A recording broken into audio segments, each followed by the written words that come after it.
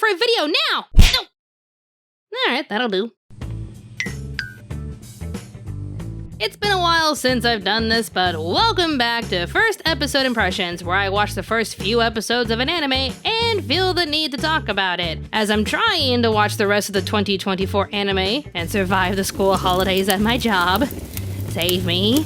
I noticed something. All throughout 2024, I barely saw any hype towards new shows outside of Dungeon Meshi and Dandadan. And even with that one, I only heard about that through memes and fan videos. Seriously, what was up with that? Either my algorithm was completely off track, or 2024 anime just wasn't as hyped as any other year. And sure enough, the one show that I kept seeing everywhere, getting an immense amount of hype with its anime announcement and trailers, was Sakamoto Days, a 2025 winter anime. Well, alright then, it's as if I barely knew you 2024, it's been real. I'll let the door hit you on the way out.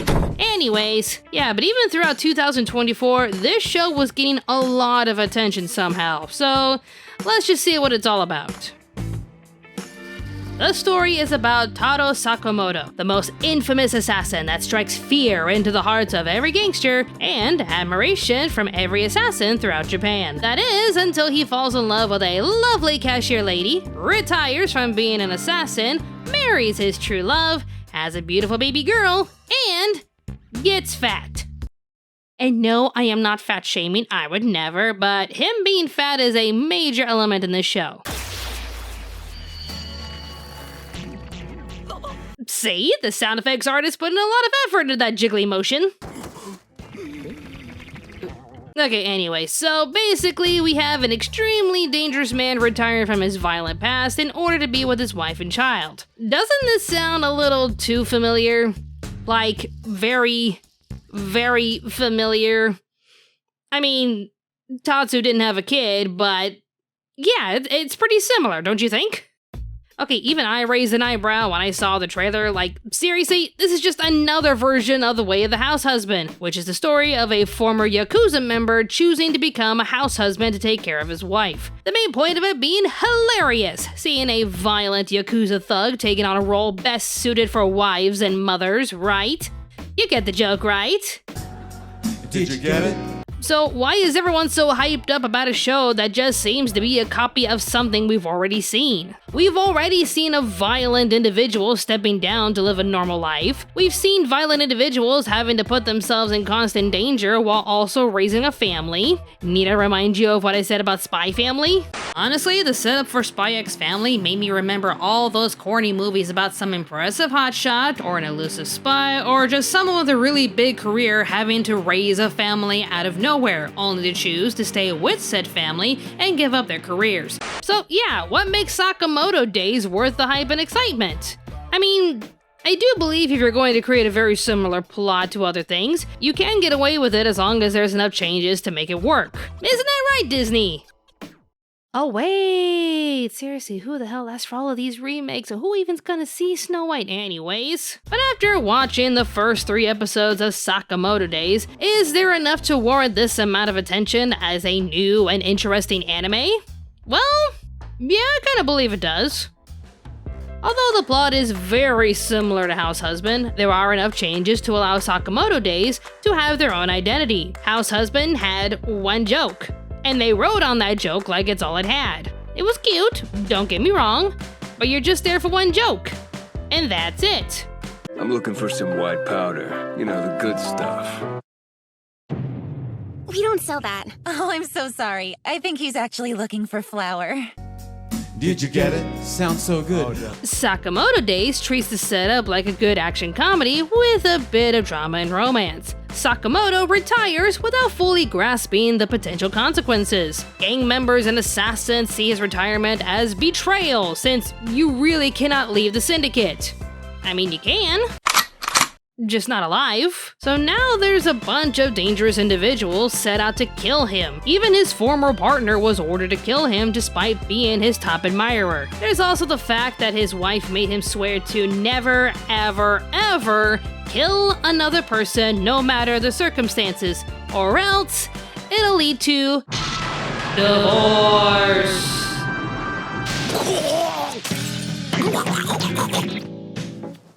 ってるならいいの。 So despite having a lot of people trying to kill him, he defeats them, but doesn't kill them. This can only lead to these attackers stepping away, or even more compelled to find a way to kill Sakamoto. Going forward, all I can really think of is if the gangsters and assassins will eventually come for his business, his loyal customers, and especially his wife and daughter. What's he gonna do if he lets these attackers go free, only to see the same guy attack his family? There's a lot to think about with how Sakamoto Days presents itself, and I'm honestly pretty interested. And on a side note, his partner Shim has the ability to read minds and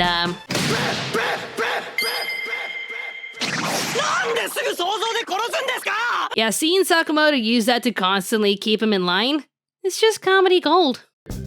So after watching the first 3 episodes, I have to say I am pleasantly surprised. Yeah, I went in thinking it's just another house husband show, but I believe it treats this idea in a very interesting way. Sakamoto gave up his job as an assassin to live a simple life with his beloved wife and child. But now his past is coming back to bite him, and he's gotta do everything he can to protect his new life. It's pretty funny and wholesome so far, so I can't wait to see where Sakamoto Days will go from here.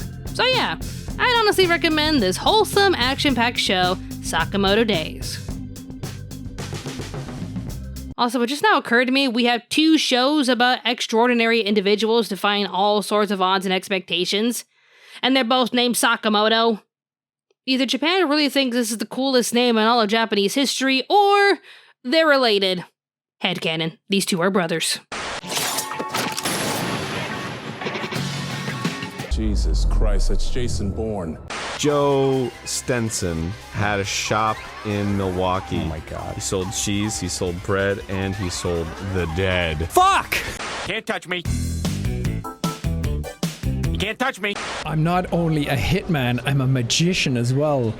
Watch, I'm about to make people's lives disappear. Carl, that kills people! Wow, I didn't know that. So you just abandoned everything? Of course. Wouldn't you? No. Yes. Dude, what can I say? Chicks are my kryptonite. Because I'm fat, fat, fat. Really, really fat. You know I'm fat. Okay, for the record, we know that I'm not great at this, but you know what I'm good at? Leaving? Fighting! Put up your hand and say, I swear I won't kill anyone. I swear I will not kill anyone. He'll live. Ha! I can see you coming a mile away. I was looking right at him. How did he do that? You just triggered my fight or flight response. And I am a flightless bird. You're gonna kill me. Why would I do that? Because you're the imposter. Now, why would I do that? I don't think you have any idea how fast I really am. I'm fast as fuck, boy. I won't break you unless you deserve to be broken. Same goes for all of you. Oh, call an ambulance! Call an ambulance! But not for me! I know you can read my thoughts, boy. Meow meow meow meow meow meow meow meow meow meow meow meow meow meow meow meow. People keep asking if I'm back, and I haven't really had an answer. But now, yeah, I'm thinking I'm back. Look at her. I would die for her. I would kill for her. Either way, what bliss? My God, you've gotten fat. Dude, you could have just put the pens in the tray. Let's be real, okay? Now you're going to jail for the rest of your life. Was it fucking cool? Absolutely was fucking cool. I'm not a big fat panda. I'm the big fat panda. Skadoosh. Hey, remember Redo of Healer? This is scaring some of you, isn't it? I mean, there I was, watching an insane show about a man going above and beyond with unlimited power to get his vengeance. And then he made a hentai harem. I was dared to watch that insane show, and I judged it for what it was. Vengeance porn, aka trash com. We're not watching it to expand our minds or learn anything within us. We're just there to grab some popcorn and watch animated chaos unfold. And some of you may have thought that Japan couldn't do anything trashier, could they? They could never create anything close to being as sadistic and insane as— okay, I'm not even gonna finish that sentence because we all know the answer to that by now. It's Japan. The same country that brought us Boku no Pico, Pupa, Higurashi, Happy Sugar Life, and anything from the 1980s. Look, my point is, with the rise of censorship and attempts to make anime more appealing to Western audiences, you would think Japan would take a step back and create less outrageous shows now, wouldn't they?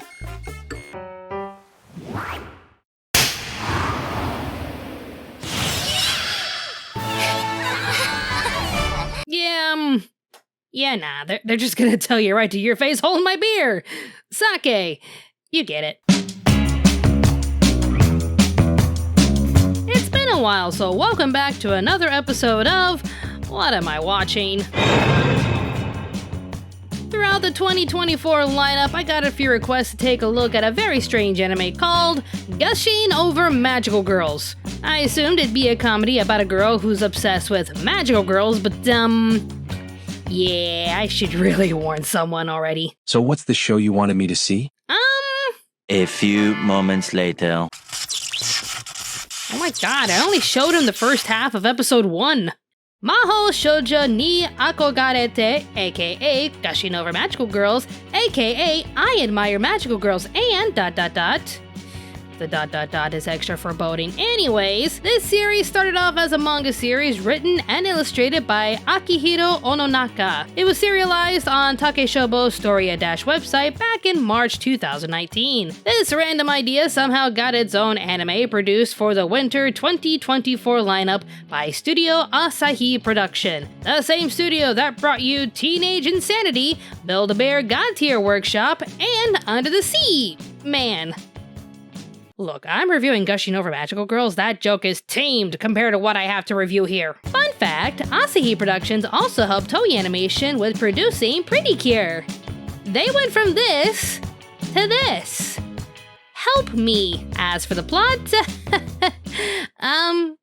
here we go. A young introverted student named Utena Hiragi is a huge fan of magical girls, especially her town's local heroes, Tres Magia. She cheers for them from afar, collects all of their merchandise, attends local events honoring magical girls, and just admires everything about them. One day, a mysterious mascot named Venalita finds her at school and offers her to become a magical girl.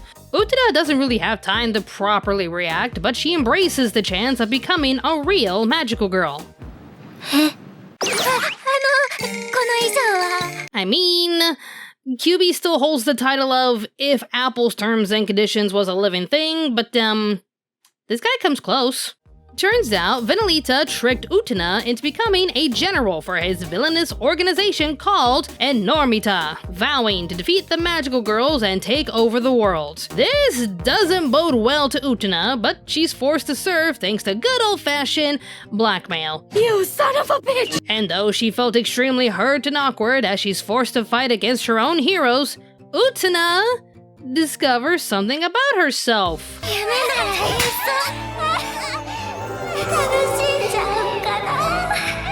Uh-huh.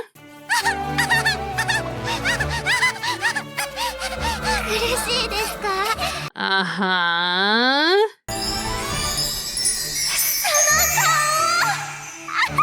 In the immortal words of Peanut Butter Gamer, this is not a normal. This is not a normal. So now we watch Utena fight with her inner struggle to either escape her current situation and continue to admire magical girls from afar, or accept the fact that she's a villain and may even enjoy tormenting these magical girls a little too much. So yeah, long story short, this is what happens when you give a sadistic Tumblr shipper too much power. This whole series can be summed up like letting your intrusive thoughts win. This show is all about watching Utena and her colleagues put 3 innocent magical girls Okay, yeah, to be fair, the term innocent is used loosely, especially with Karuko and Sayo.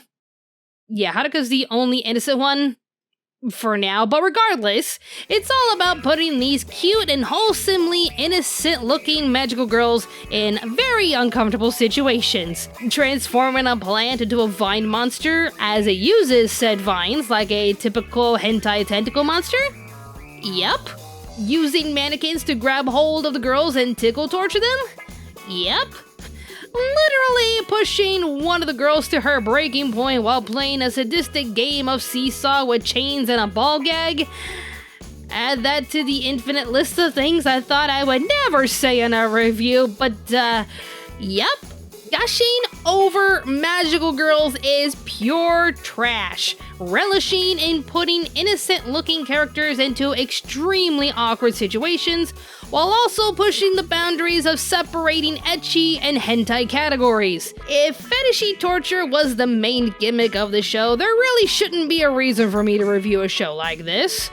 And yet, here I am, talking about the wild roller coaster ride I had to endure watching this show, and it was all because of the unhinged mistress herself, Utena Hiragi.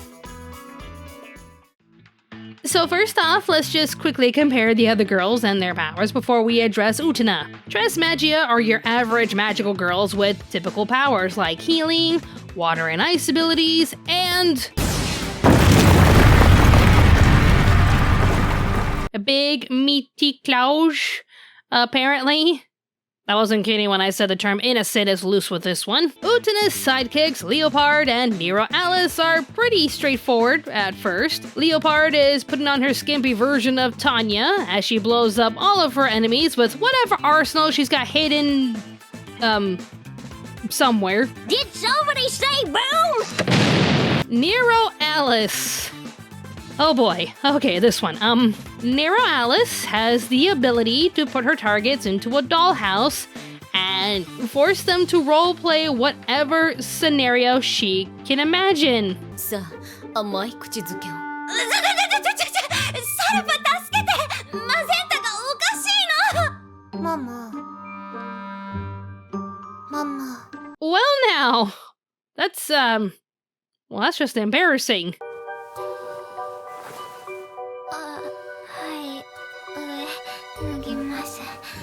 Sweetheart, that's not how we play doctor, sweetie. Sweetie, how old are you again?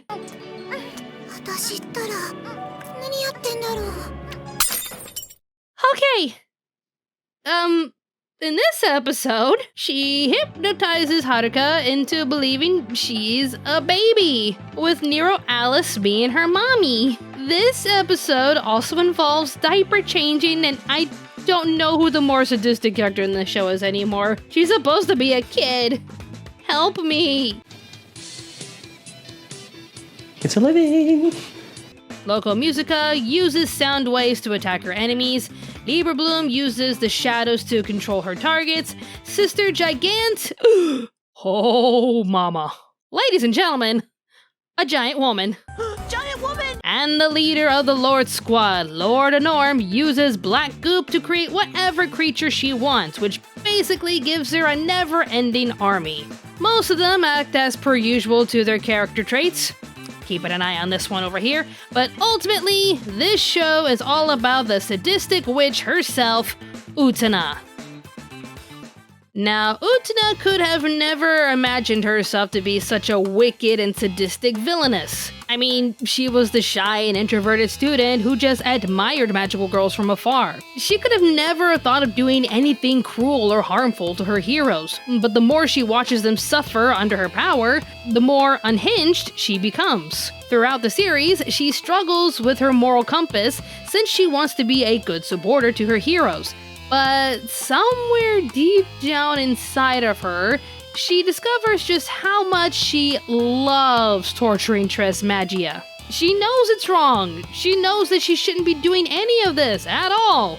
But the more she tortures them, the more it brings her pleasure. For as trashy and perverse as this show comes out to be, it's still an interesting show to watch since this is generally a villain arc series. we witness the shy and timid fangirl transform into a wicked villainess, taking extreme pleasure in torturing her targets. You honestly can't stop watching the series for that reason alone, despite all the nasty things she finds herself doing, and yet, there's more to her than just a sadistic, perverted torturer. Hear me out. In spoilers ahead. There was a moment where Utena completely breaks one of the girls, Sayo. No matter how hard Sayo tried to fight her, Utena was just one step ahead and ready to torture her. But instead of relishing in Sayo's broken state of mind, Utena...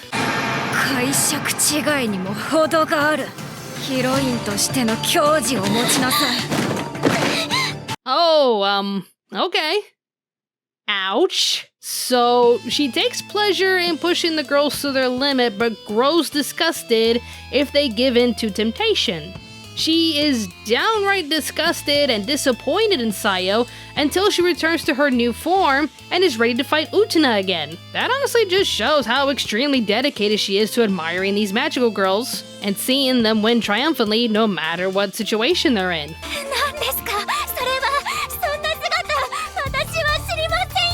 Then when she defeats two of the members of Lord's squad, she manages to trap them in Alice's dollhouse and...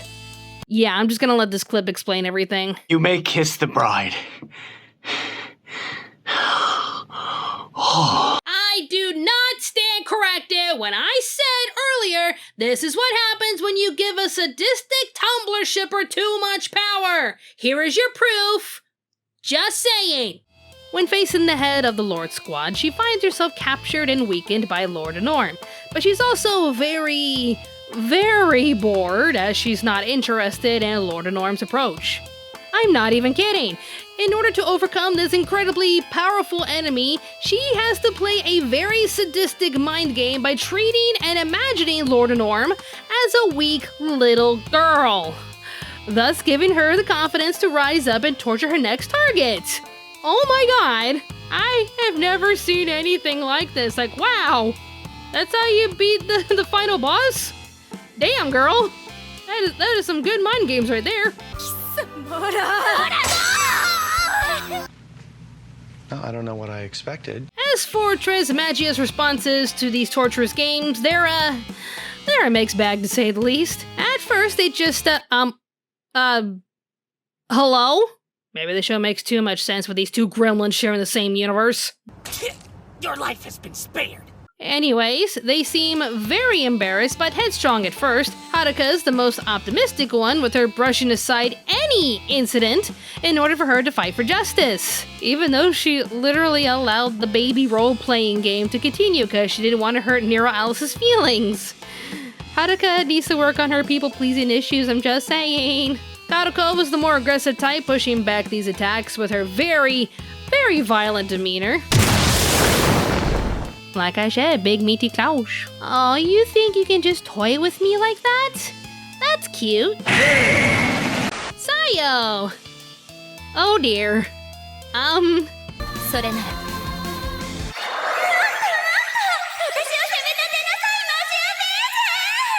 I think this is also sharing the same universe as Konosuba, because I just found Darkness's descendant.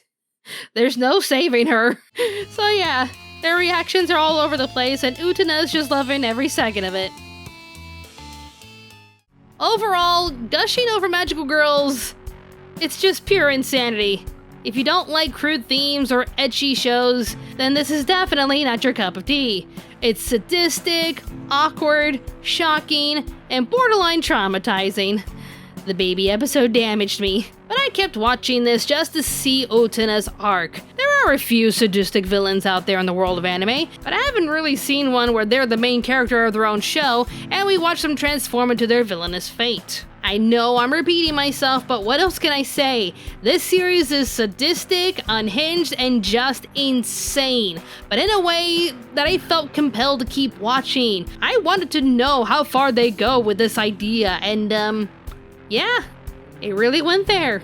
It's not made for kids, obviously. It's not made for the faint of heart. It's just pure, insane trash that for some reason had to throw an interesting main lead. I mean, I suppose I could just watch other forms of entertainment to avoid trash like this. On second thought, I'll stick with my trash. Funny how Japan gives 120% effort into a trashy show like this compared to whatever the hell Hollywood is doing nowadays. I am just saying. If you think you can handle this insanity, you can either watch all 13 episodes on Amazon Prime or buy the Blu-ray set from Sentai Filmworks. As for the English dub, come on. If America was too chicken to dub interspecies reviewers, they weren't gonna touch this one. France and Germany are okay with it though. So there you go. There was also an announcement that there's going to be a season 2.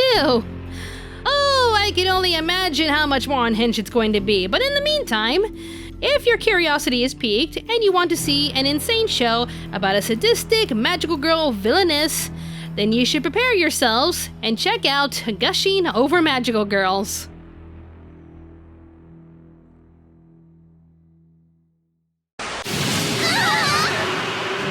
Oh my god! I'm not the damsel in distress. I'm not your girlfriend or the frightened princess. I'm not a little bird who needs your help to fly. Nope. I'm the bad guy. What else have you got in there? Oh, gunpowder, nitroglycerin, notepads, fuses, wicks, glue, and paper clips, big ones. Choke me. Step on me, king. Spit in my mouth. Ugh. とりあえずあれ助けようか。Good night, everybody.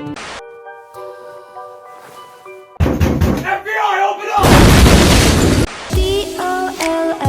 DOLLHOUSE. I see things and nobody else sees. DOLLHOUSE.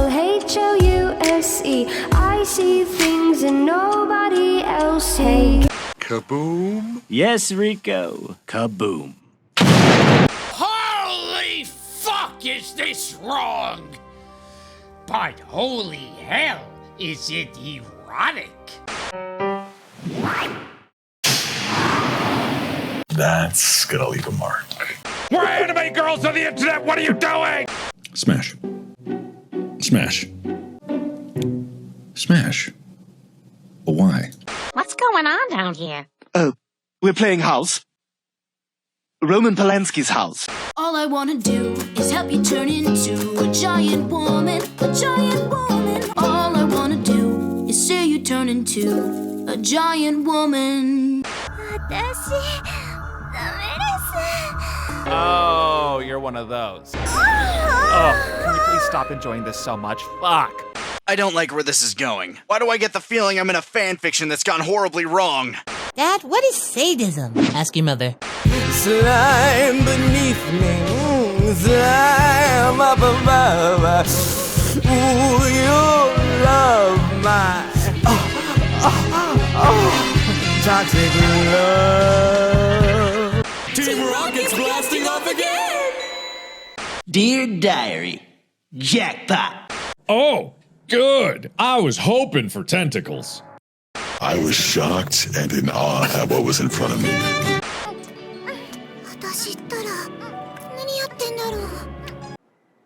What the hell was that? Oh, you touch my tra-la-la. My ding-ding-dong. Mama warned me about women like you. I was hoping she was right. Please, this isn't a bar fight. Have some class.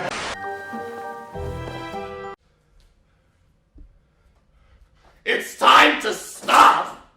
It's time to stop, okay? No more! Where the fuck are your parents? Devil. May. Cry. Cause it's May. It's gonna be May.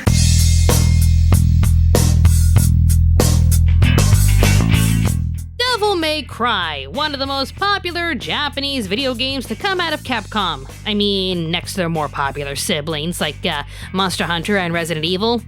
We still love you, Dante.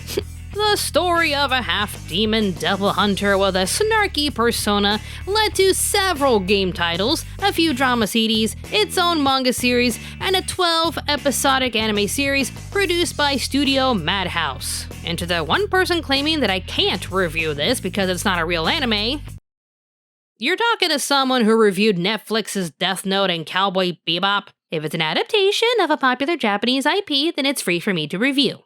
Oh, come on, I had to with that one. Also, some of you are probably wondering why I'm not doing an old versus new, since technically there was already a Devil May Cry anime. But yeah, here's the obvious thing. The 2007 anime is more of a side quest that connects to the overall story of Devil May Cry, which unfortunately means... Patty is canon. Oh my god, tonight's my birthday party! Yeah, I'm turning 18, not a little kid! Basically, the video games, CD dramas, manga, and anime are all connected like a baby version of Kingdom Hearts. I have a feeling Tetsuya Nomura and Hideki Kamiya knew each other somehow. Anyways, I myself only knew a brief summary of the franchise, mainly that there were half-demon twin brothers fighting each other for reasons, so I wasn't too interested in watching the Netflix adaptation, but after hearing all the mixed feedback it was receiving, my curiosity was piqued. So I watched a few brief summary videos and essays on YouTube recapping all of the video games, anime, CD dramas, yada yada yada, and I was actually able to get all of the games on Steam for a very cheap price. So yeah, let me know down below if you want me to play these on Twitch or not. With all of that said, I watched all 8 episodes, and yeah, we need to talk.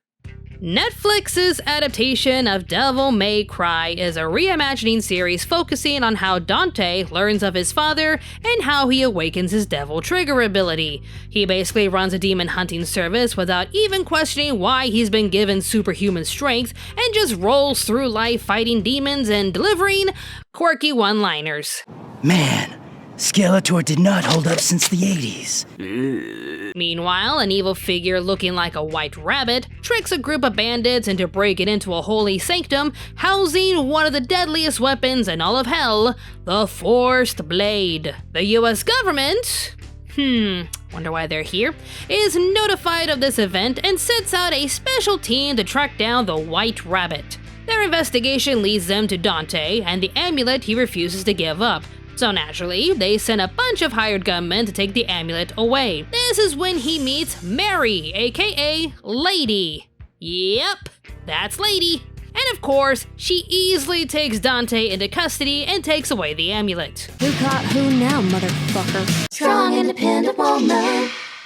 This whole series of events basically amounts to the White Rabbit needing the Forced Blade and Dante's half of an amulet to open the gates of hell so that the demon world and human world can share the exact same realm. It's a pretty gripping series with a lot of action, lore, and stellar animation, but there was just something about this adaptation that just gave me mixed reactions. But in order for me to explain how I honestly felt about it all, I'll have to break this up. First of all, the animation. It's honestly really good. The style of the characters, along with the intense action shots, it's just a spectacle to watch. I didn't expect anything less since this show was produced by Studio Mir, the same studio that brought you The Legend of Korra, Season 4 of The Boondocks, and Netflix's Voltron: The Legendary Defenders. Oh no. It's a lot of fun to watch, and it even takes some creative liberties, like with episode 6. The style they chose to reflect the past, as well as the stylized differences between the demon world and the human world through the White Rabbit's perspective, were just interesting to watch. And can I just mention how amazing this episode is? There's barely any dialogue, they just show the characters going through their experiences, and you can tell how they feel with just the expressions on their faces. Wait. Show? Tell? Show! Don't tell! They did it! They actually did it! They let the animation and expressions do all of the storytelling without having to shove exposition down our throats. Too bad it only happens in one episode. This is foreshadowing. The voice acting is pretty good, nothing too bad or extremely on point, but still, it's pretty good. I'm only bringing this up for 2 reasons though. The overall aesthetics of this show feels like we're in the early 2000s era with the soundtrack, references, DDR, it's here. and just the overall style. So naturally, what leading voice actor can you think of who would be a perfect fit for a snarky badass with a sharp tongue, and he just happened to be in a bunch of anime around this time frame? Bite me! Johnny Young Bosch. Okay, yeah, fine, he was also the voice of Nero in Devil May Cry 4 and 5, but just saying, JYB was an iconic voice from the 2000s era, so he fits in naturally. But that's not the only iconic voice of a generation we're gonna hear, now is it? The word of the Lord has been proven beyond dispute. Hell is real, and the holy war is here. This is the only nice thing I'm going to say about Vice President Baines. He at least has the honor of being voiced by one of the most legendary voices of our time, Kevin Conroy. And if it has to end, at least I go out like this, being Batman. It honestly broke my heart hearing this voice in this show because this will be the last time we'll ever hear him. May you rest in peace, legend. Okay, now do you understand why I'm having mixed feelings? Because as much as I appreciate the animation, some of the story elements, and voice acting, especially the voice acting, there's just some things I didn't enjoy. The way this usually goes is I do that, then drop a killer one-liner. But I'm drawing a complete blank right now. You can't just let a man be too badass, now can you? Dante was always the one-liner badass that did a lot of cool shit before dropping a kick-ass line. Don't you dare say it, jackpot! The whole franchise was hot topic levels of drama and badassery, literally creating a fantasy where we all wish we could be just as cool as Dante. While this adaptation didn't try too hard to tone him down, I can't say they didn't try. It was one thing seeing people's reactions to his behavior because of course they're gonna think he's cringe AF. But then... Devil spawn, motherfucker. Mary. Okay, say what you want about how I haven't played the games yet, but even the cutscenes and video essays that I have seen can tell me this isn't Mary, aka Lady. Lady in the games was a driven woman seeking vengeance for her mother's death after her father murdered her for the pursuit of obtaining power. Is she a badass? Hell yeah. Is Netflix's Mary a badass? Yes? But she's a badass for the sake of being a badass. Original Lady transformed into a badass as a result of her past. She made herself stronger and more skilled to kill her monstrous father, and eventually just joins Dante's team to hunt down more demons. I'm not sure if it was due to her not wanting more kids to suffer like she did, or, you know, she now has all these skills to defeat demons, so she might as well just turn it into a job or something. To me, Original Lady earns her mark as a badass lady. Pun intended. Netflix Mary loved action and badassery ever since she was 5. Of course she did. What, did mom and dad just put her to bed early so they can watch Red, only for her to sneak out of bed and watch the movie from the hallway or something? Not that I would know, but still, of course she loved monsters and playing pew-pew with her toy guns because she's not like most other girls. Even though she is just like every other girl on this show, I am just saying. Anyways, instead of having a father chasing after an impossible quest to obtain Sparta's power for his own, she has a father wanting to seek power through, of course, demonic experimentations because he felt weak. No, I'm not kidding. He wants to become stronger because he went crazy after he couldn't protect his own family from a sudden attack. Oh, I don't know what I expected. Soon after her father traumatizes her while he and her mother die horrifically, Mary grows up to join a secret organization controlled by the US government to hunt down the supernatural known as Darkham. A very foreshadowing name for a US government organization. No!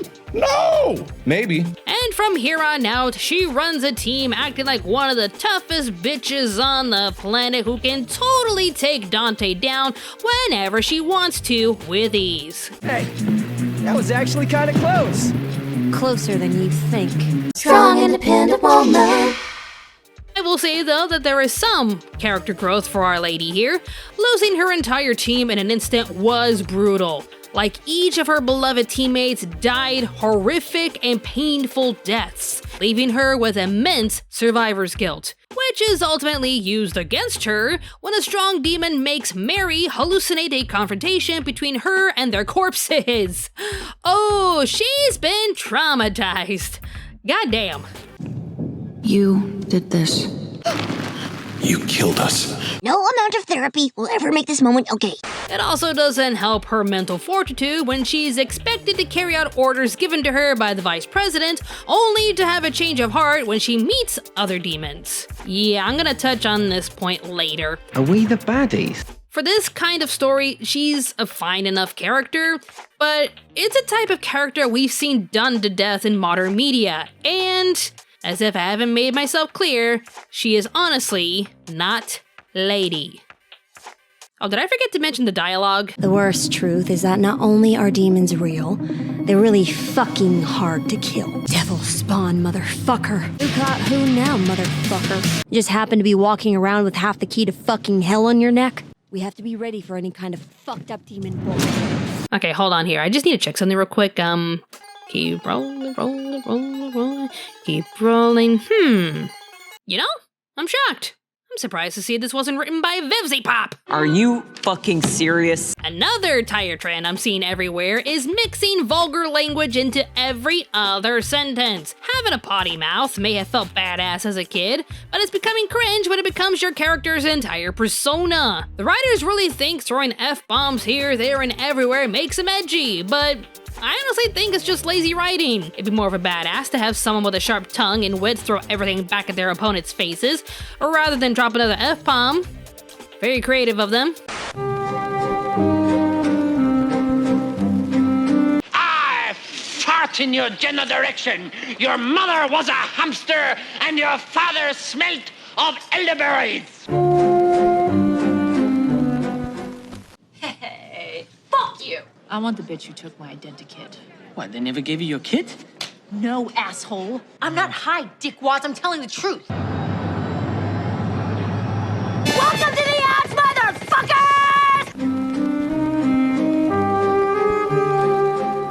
It's not about crudeness or me being the fun police. It's all about timing and execution. For example, Hartman singing about Kyle's mom works because of the context of the movie. Homer making the kids leave the room to scream the F word, causing the entire town to stand in awe over hearing such an angry F-bomb, works within context. Even if some of these words are overused in Vivzy Pop shows, it still works considering it's what we assume denizens of hell to speak like, which ultimately makes the residents of heaven giant hypocrites when they talk vulgarly, which is basically part of the point of the show. Having Lady and her team spew the word endlessly to show how kick-ass they are is middle school levels of mature writing.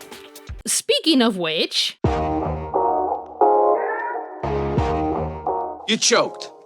It was yours for the taking, and you choked.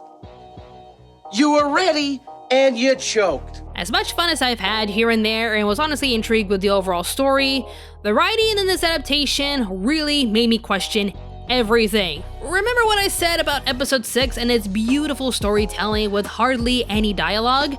How is it this series could deliver something that incredible but still deliver horrible exposition like... Oh, I'm here. In the flesh! Dressing up as my dead brother, a little bit much. My power works off of quantum mirroring.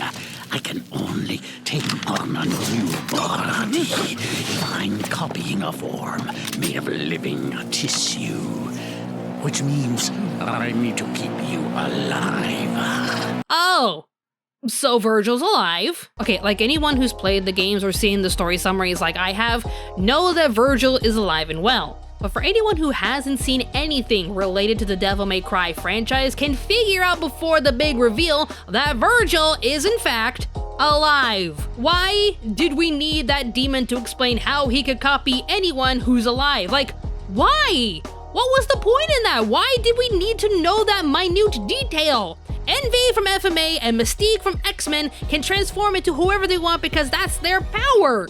No other explanation needed at all. Keep it simple, that's all you have to do. But because of this doofus and the White Rabbit dropping the very least subtle hints imaginable, it's completely obvious that Virgil is alive. That reveal at the end amounts to nothing when your writing is that obvious. And the exposition really doesn't stop there. Like, everything just has to be explained because modern media has to treat the audience like they're still in grade school. So, back in the day, jingle, jingle, jingle, back in the day, before the back rooms were a thing, okay? Jingle, jingle, pay attention. Smart as one hell dweller who might be worth not vaporizing on sight. He was a demon knight, whatever that means. We can't just show an episode who Sparta is, so we gotta explain the lore to you all. Wait, how do we know the lore though? How you liking those new toys, Lieutenant? Useful. They're just a prototype Goldstein whipped up in the lab, not approved for field use yet. We have to explain how all of our gadgets work so you can understand how they work when we pull off these awesome quick thinking moments like this one. Even though I could have just shown you how they work, but you're probably too stupid to understand. The air itself is poison. Children rarely survive their first year. We couldn't accept that fate. Despite us showing the awful living conditions of the living world, we have to explain that most demons just want to be free and live their lives in peace. I wonder why we have to overly explain this though. It pains me to see this though, as we know the writers can do show, don't tell, not only with episode 6, but also by showing why the White Rabbit has an artificial heart.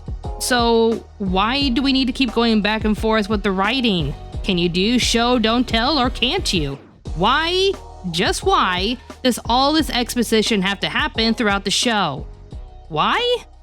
Because this story is about something else, isn't it? The word of the Lord has been proven beyond dispute. Hell is real. We risked everything to hide you. Now you turn your gun on us, on our kids? I know you're not here to attack anyone. Why would you bring demons back to headquarters alive? Because they're refugees, sir. And the idea of refugees from hell did not immediately strike you as contradictory? Liquidate the demon invaders. All of them. It wasn't just about your amulet.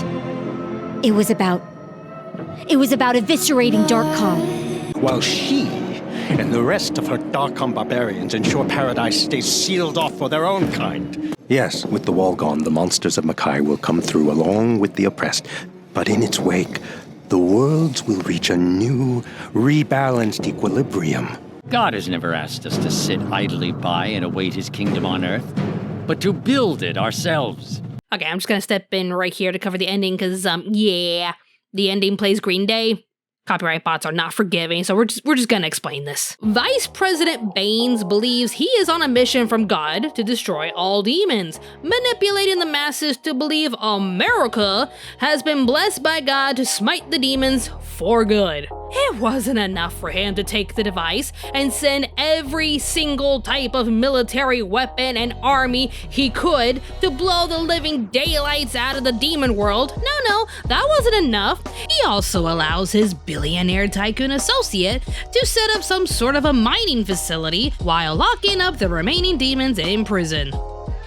Also, the White Rabbit contributes to the narrative by being a damaged voice for the outcasts, standing up for innocent demons trapped in a dangerous world. He plans to break the barriers dividing both worlds so they can all live as one. Even if the demon world is full of toxic air and carnivorous monsters, it doesn't matter. It would at least level out the playing field for both demons and humans.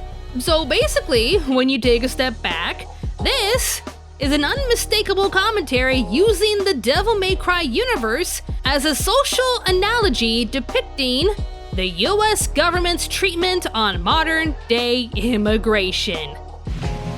Oh, I don't know what I expected. At the end of the day, Adi Shankar took the Devil May Cry series and reimagined it to make a statement. From innocent demons fleeing to the human world for safety, to US leaders having politically alt-right characteristics that make them come off more like this guy. Yeehaw! Score one for the bad guys! And the bombastically in-your-face grand finale, accompanied by Green Day's American Idiot. The point was made loud, clear, and very unsubtle.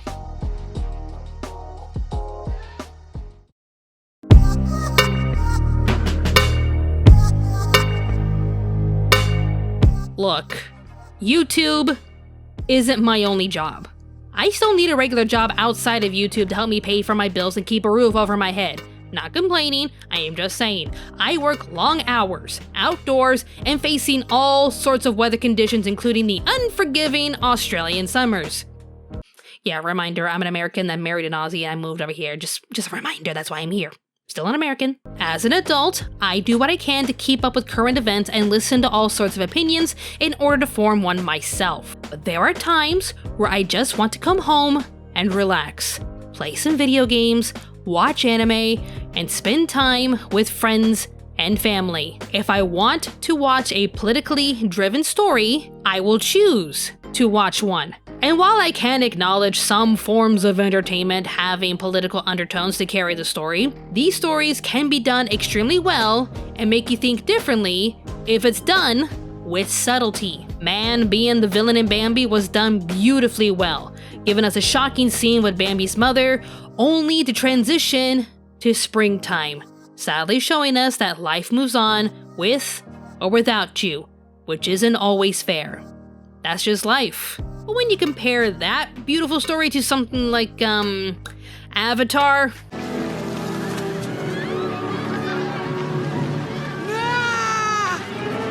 yeah, all I got was big corpos bad, blue cat aliens good because they're not greedy like evil make evil greedy corpos with their mean old guns. And also it's a ripoff of Disney's Pocahontas, which is also not very subtle at all. Devil May Cry is supposed to be a fun time starring Dante, protecting the human world from demons wanting to take over the world. There is subtle commentary about man's greed when Lady's father desires unlimited power at the cost of his family, and Virgil's quest to become stronger causing more harm than good, but those are universal morals everyone can get behind. Netflix's Devil May Cry was Adi Shankar adapting a franchise he loves wholeheartedly, but couldn't help himself to put in his own commentary on how he feels about the American government. Think of it what you will, and I for one am not here to make any political statements since, that's not why you watch me. I just talk about and review anime and give you guys my commentary.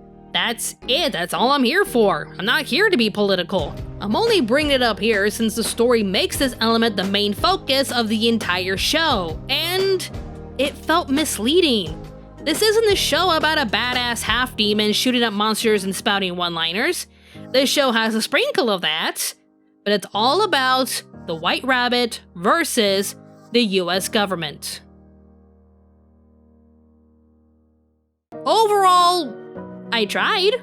There were a few things I liked, but that ending just made everything loud and clear about what the message was. In my opinion, if you want to make a political story commentating on your thoughts about a certain political group or subject, just make something yourself. Be original, be creative, it's your story. Go for it. There have been plenty of shows and movies that have done that before and with great success. And there's even plenty of anime that has social commentary undertones to their stories that can still come off as understandable and relatable. The best one in my opinion being Cowboy Bebop. If it's your story, you can put whatever you want into it. But to me, taking another person's story just to make it your own while slipping in megaphone levels of political commentary, that's where you lose me. I came here to watch Devil May Cry. I came here to watch Dante being awesome. That's all I wanted, nothing more. This to me just wasn't Devil May Cry. If you want to form your own opinion about the whole series, then go ahead, see it for yourself on Netflix. As for me, I'll probably skip season 2. I'm not really interested in this anymore. I'm just gonna watch something more entertaining.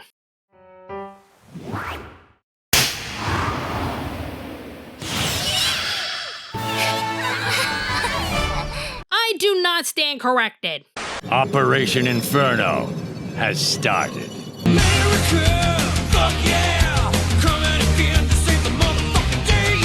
Whatever you say, slut.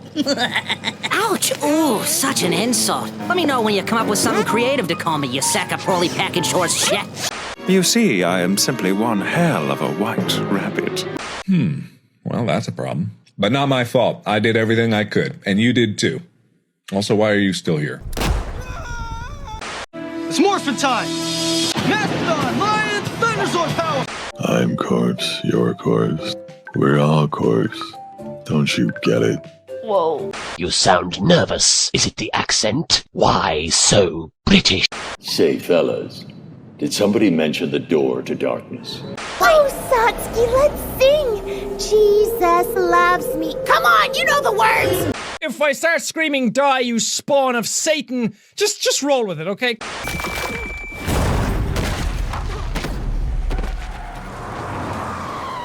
Look how they massacred my boy. You think you can win a war with hell? We're on a mission from God. Eric, did you just say the F word? Jew? No, he's talking about fuck. You can't say fuck in school, you fucking fat ass. Kyle! Why the fuck not? Eric! Dude, you just said fuck again. Stanley! Who? Kenny! What should I get for dinner? I'm not getting pizza. How did you know I was gonna say pizza? Because you literally are a broken record. That's all you ever say. Execute Order 66. Yes, my lord. Do not come. Do not come. I'm gonna come. I am vengeance. I am the night. I am Batman. Alright, bear with me for a moment. This is a new segment called Anime Influences, where I address anime influences in modern media just to randomly talk about them. Is it an excuse for me to talk about K-pop demon hunters? Yes. But I also need to rant about something else, so enjoy.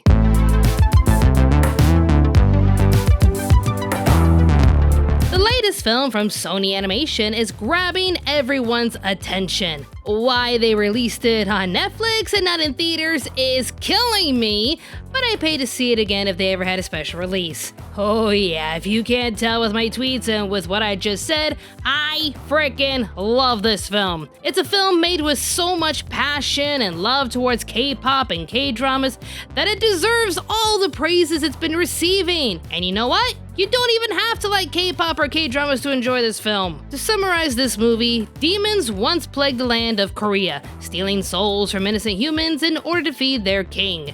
To get rid of the demons, 3 huntresses arise, using their voices and skills to create a safe barrier called Honmoon.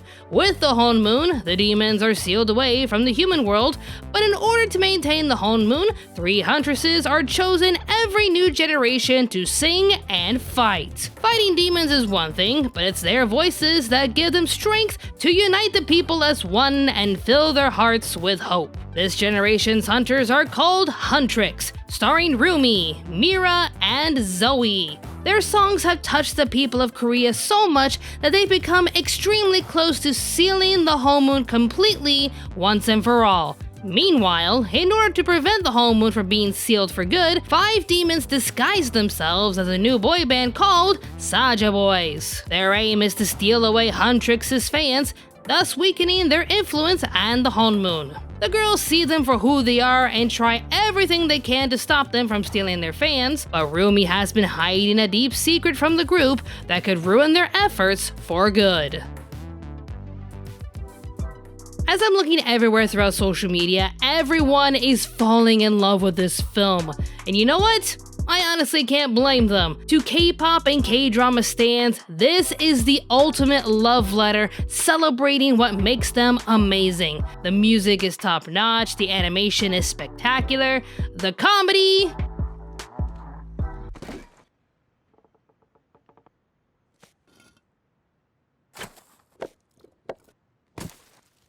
10 out of 10. And the facial expressions, look at them, are you seeing them? They didn't have to go this hard on the animation just to accommodate the humor, but they did, and I'm here for it. I am loving every frame of this. But it all comes down to the writing, and in my opinion, The story is carried out very well. There is a mix of the golden rule, show, don't tell, with some exposition there to explain more about the characters and the world building. I can make an exception in this case since 1, they've only got 90 minutes to tell you everything, and 2, a lot of the story is actually told through the songs. So yeah, while there are moments where it's just straight up exposition, they can still find a way to make these scenes entertaining, especially the doctor scene.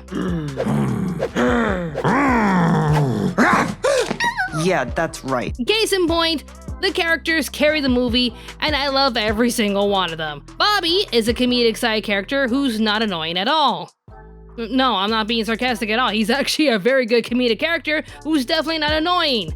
That's a rarity. We stand Bobby in this channel. Despite 4 of the Saja boys not getting too many lines, they left an impression with their mannerisms and style. Not gonna lie, Baby did his best to steal the whole movie cause look at him, isn't he so cute? Thank you for the pain cause it got me going viral. Oh my god, look at him. Anyways, Zoe and Mira are just amazing. Polar opposites bringing out the best qualities in each other with their comedic timing and heartfelt moments. Yeah, I'm just used to corny liar reveal shticks that always make the characters extremely predictable and lame just for the sake of the story, but there is just so much love and heart poured into these characters that they just feel real, like sisters. Yeah!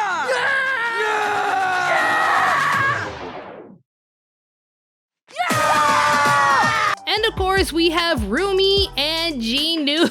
Oh my heart! Guys, first of all, I can't get enough of their design. I mean, everyone looks on point throughout the whole film, but Rumi and Jinu just steal the spotlight. I know this is the typical enemies turn lovers and will they get together kind of shtick, but you just get sucked in with their chemistry and story. I won't spoil too much since this is a very recent film, but let's just say, damn, I am obsessed with these two. But honestly, let's not forget the actual stars of the film right here. Guys, we actually have comedic side characters who are animals that are precious, adorable, and not annoying, and they don't even talk. It's a miracle. I love them. Give me their plushies. Okay, Robin, why now? Why make a review about a K-pop animated film by Sony? Your Anime America. Why are you talking about something that's not really an anime, but has anime influences in it? Why? Because I want more. And not just more of K-pop Demon Hunters, which I do. I want more K-pop Demon Hunters. Gimme. What I'm trying to say is I want more animated films to be like this again. Passion projects that are made by people who love what they do. The director and creator Maggie Kang put her heart and soul into this love letter to K-pop, and it shows in every aspect.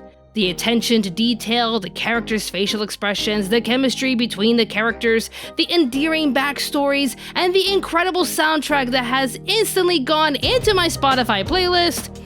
Don't judge me. I don't know, I guess I just miss feeling excited about animated films. I grew up loving animation. The feeling of taking your drawings and bringing them to life always inspired me. Growing up in a Disney household, I was always excited to see the next big film. The Lion King, Pocahontas, Hercules. Yeah, I grew up in the Renaissance era and loved everything I saw. But recently, I don't know, it just feels like something fell off. Disney and Pixar used to be top tier when it came to animation, but nowadays, they have become nothing more than cheap schlop, pushing out products that have potential to make easy money for them. I used to feel excited with every new film they'd make, but not anymore. Ever since Frozen, every other film they've been making, I just really didn't care about. Okay, maybe Coco and Encanto, those are the only 2 exceptions, but other than that, I don't really remember the last Disney film I ever watched. And honestly, when they made Wish, it sealed the deal for them. Imagine having fans grabbing onto the original concept while rejecting what actually made it into theaters. Like seriously, did you hear the original idea for Wish? It was honestly more interesting than whatever the hell they ended up with. This year, everything released by Disney has been abysmal. Moana 2 is just a mishmash of an animated series that was cancelled, so it feels more like scraps than an actual movie. Mufasa was a gigantic cash grab that added nothing to the Lion King story. Snow White? Let's not go there. Lilo and Stitch, oh god, again, let's not go there. And now, Pixar gave us... hold on, I think they released a film. Let me just look this up real quick. Elio? What was that one again? Oh yeah, it's that one film that literally had zero advertisement and is currently becoming their worst film release in their entire catalog. You know, maybe that's only happening because it had zero advertisement. Look, I know I'm ranting here. I warned you that I was gonna rant here. But I kept seeing one statement tossed around everywhere throughout social media that I want snuffed out permanently. Disney keeps making sequels and live-action remakes because y'all don't want to see anything original. Look at Elemental and Elio. There's your proof. Aside from the fact that both films barely got any advertisements, both have stories and characters we've seen a million times. A Romeo and Juliet story between fire and water, while also making a statement about immigration? Okay then. A boy feels like a fish out of water, so he wants aliens to take him away in hopes of finding a place where he belongs. How many times have I heard that one? It's not that we don't want original films. We just want something that doesn't feel fine and safe. Disney is a corporation playing it safe. Again, we don't want safe. K-pop Demon Hunters is a new idea with a lot of heart and talent poured into every frame, and it's something modern Disney could never pull off. They could if they really wanted to. I'm gonna repeat myself, they could if they really wanted to, but they won't. They don't want to. All they care about at the end of the day are the numbers, and it's affecting their movies significantly. So, case in point, Maggie Kang took her love for anime, K-pop, and K-dramas and made an amazing animated film I'm totally obsessed with now. Give me all the merchandise. Maybe it's because it's a film that allowed me to escape and have some fun, or maybe I just appreciated everything that was poured into this film, or maybe I haven't felt this warm and inspired by an animated film in a long time. I mean, yeah, there's anime. Anime shows and films are mostly on point as per usual, just like Frieren, Apothecary Diaries, and Dungeon Meshi. Top tier, 10 out of 10, would recommend, but I expect anime to be on point and deliver their best. They have a goddamn reputation. I'm just not used to feeling this way recently from a Western studio. Yes, this movie was made with Eastern influences, but this was Sony given the green light to such a passionate project that didn't have to go this hard with their idea. I mean, it's called K-pop Demon Hunters. That's already a huge risk, let alone an idea that would mostly appeal to teenagers and young adults rather than little kids, which tends to be the target audience for most major studios because animation is for kids. Shut up. What could we expect from an insane idea as K-pop Demon Hunters? What we got was an amazing action film with memorable characters, an incredible soundtrack, and a relatable story touching everyone's hearts. And to quickly answer your questions that you obviously didn't ask me, but thank you anyways, favorite Huntrix girl is Mira, favorite Saja boy is a tie between Genu and Baby, and my top 3 favorite songs are What It Sounds Like, Golden, and Your Idol being my number 1 pick. That song is on repeat. But anyways, I want more passionate films like this to be made, please. So I encourage all of you to check out this original film that just happens to be my new favorite, K-pop Demon Hunters.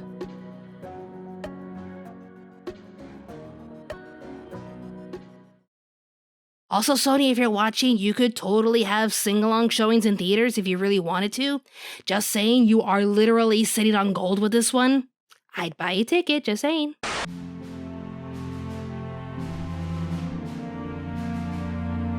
Over the years, reviewing numerous anime, I've come across some incredible shows that have made an impact on my life and... Know your fucking place, trash! You get the point. There are some titles I have yet to review that are notoriously known as the definitive choices for the worst anime of all time.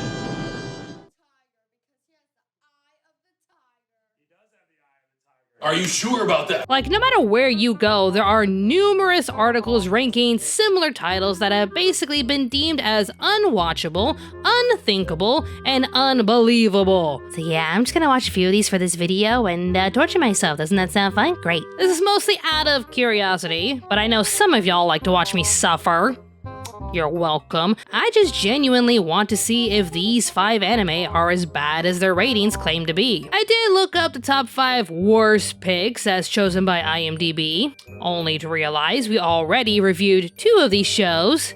Who could forget? So I decided to use the titles rated on my anime list. These are 5 titles that are deemed as legitimate shows with the lowest scores on their site. And when I say legitimate, the site tends to feature all sorts of shorts, art projects, and other shows that are quote-unquote animated in Japan for fair reviews. I've decided to just stick with the original 2022 articles since these 5 particular titles are the most infamous throughout the entire community. Otherwise, I'd be forcing you all to watch Abanai Sisters. You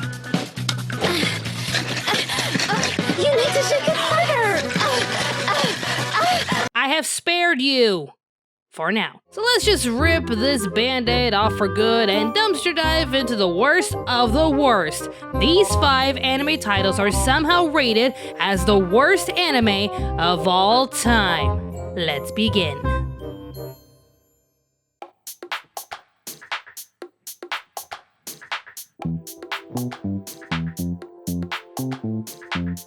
We're starting off with this infamous title, Psychic Wars, a 50-minute movie made back in 1991 with a My Anime List rating of 3.17 out of 10. Well damn. It's a movie based off of a novel written by Yasuaki Kadota and produced by... You serious? The story is about a well-known renowned surgeon named Dr. Ukio Retsu performing surgery to remove a cancerous tumor from an elderly patient. Despite his best efforts, however, the patient suddenly passes away, but this somehow unlocks a new power born within Retsu. The cancerous tumor he removed was actually a demon, marking the beginning of a war between humans and demons, so it's up to Retsu and his newfound powers to defeat the demons and the evil demon queen for good. Pretty generic and has the vibes of a typical 90s plot where a gifted man saves the world and gets the girl in the end. Plot twist though, his beloved nurse waifu was the demon queen the entire time. I am the demon queen, but I am also Fuyuko. What a twist! Okay, despite its simplicity, the basic plot could have worked and become one of the most nostalgic stories of the 90s. But this adaptation had 2 big issues that gave Psychic Wars its infamous reputation. First of all, I wouldn't have thought such a thing was possible if I hadn't seen it with my own eyes. We didn't know what to do and she passed away. Have you any idea what brought this on? Look, I'll tell you what's going on here later. The truth is, I haven't really been able to figure it out myself yet. Sir, emote for me. Can you smile? Frown? Show some emotion, you stoic piece of Retsu is the most emotionless Lego piece I have ever encountered. There is no proper reaction that can get the audience to connect with him. Something just happens, he barely shows any form of reaction, and keeps going along with the plot. His patient suddenly dies, but he's too focused on his sudden powers and the connection it has with the old lady. His friends are getting attacked by the tumor demon, he just jumps in and punches the demon with divine powers.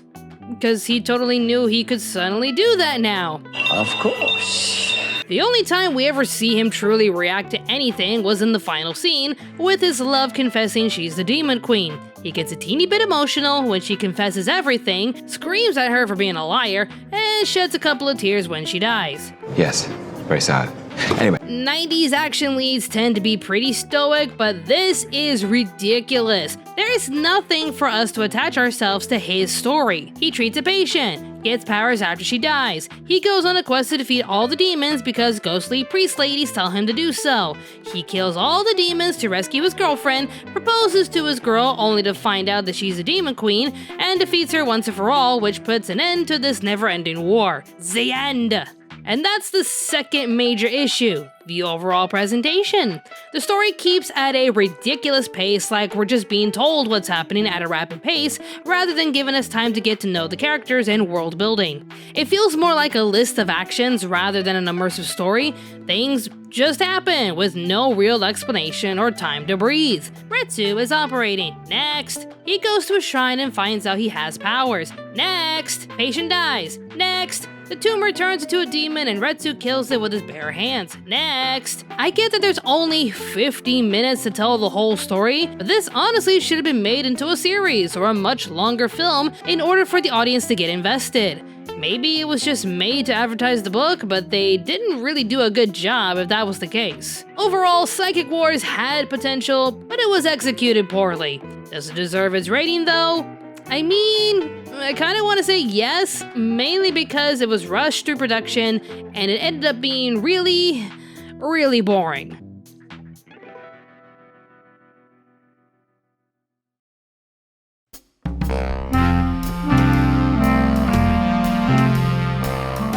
Some shows are built to have a story centered around a mascot-like character. What I mean is, there are stories where it's all to show how interesting the main character is, to the point where we'd like to see more of them, like on merchandise, at events, and even at Red Cross blood drives. Look, seriously, Japan knows exactly what it's doing. They influenced an entire generation to get back into horse racing by just giving them horse girls. You cannot say Japan does not know what it's doing and that I never told you so. Literally, that seems to be the key to everything. If there's a certain event or sport that's dying from the fanbase, give them waifus. Problem solved. Modern problems require modern solutions. Anyways, one concept from the 1970s was a manga focused on a bubbly space girl, Nora Scholar. She had one manga volume focusing on her positive nature when she finds herself in dangerous situations throughout space. This somehow prompted Studio Film Link International to give Nora her own OVA special called, well, Nora, released to home video around January 1985. It was a relatively dumb OVA about an AI computer trying to wipe out humanity, only to be convinced not to by Nora, with her spunky, chipper, can-do, know-how, Little Miss Sunshine positive attitude. But yeah, she convinced an advanced AI computer to not kill us all, and it actually falls in love with her.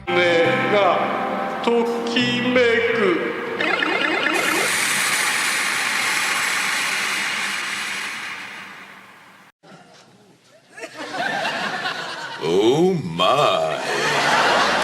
I can count how many brain cells I have lost watching this with 3 hands. This special, for obvious reasons, didn't do so well and walked away with a low rating of 4.32. But maybe if Studio Film Link gave her one more wow. How could it get any worse than the prequel though?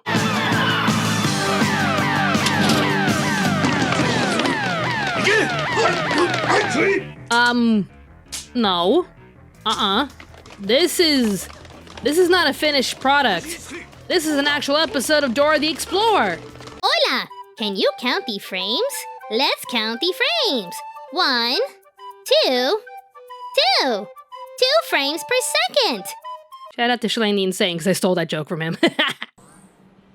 I can count the frames. I can make this into like a Dora the Explorer segment. Can you count the frames? Let's count the frames. Remember when I used to make those old cartoons on Pop Spectrum? Look, I'm not gonna say I can animate better than this, but at least I have more frame rates. Booga booga! Ah, crap. This was just me animating these cartoons. This is a professional studio, full of animators who are supposed to know what they're doing. The story itself is just more Nora fluff like the first special. She's a bounty hunter who somehow got powers, as you do, and she's hunting down an incredibly powerful space wizard. Of course she is. And she proves that with confidence and positivity, she can take down any man, no matter how big or small they are. As you should, bestie. Yeah, nah, this is definitely deserving of its rating. This honestly has to be one of the cheapest shows I have ever seen, and possibly one of the worst animated shows of all time.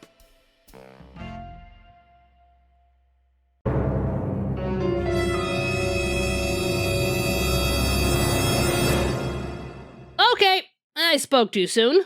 So Crunchyroll thought it'd be a great idea to, produce their own anime. So despite promising to donate some of their subscription revenue back to the animation studios working tirelessly to produce the anime we consume on a daily basis, especially on this particular website, they thought it'd be a better idea to create their own, with several projects ranging from okay to I don't give a fuck. X-Arms has to be the one project that single-handedly ruined their entire reputation. With a laughable budget that went mostly towards vocal talents and motion capturing for the action shots,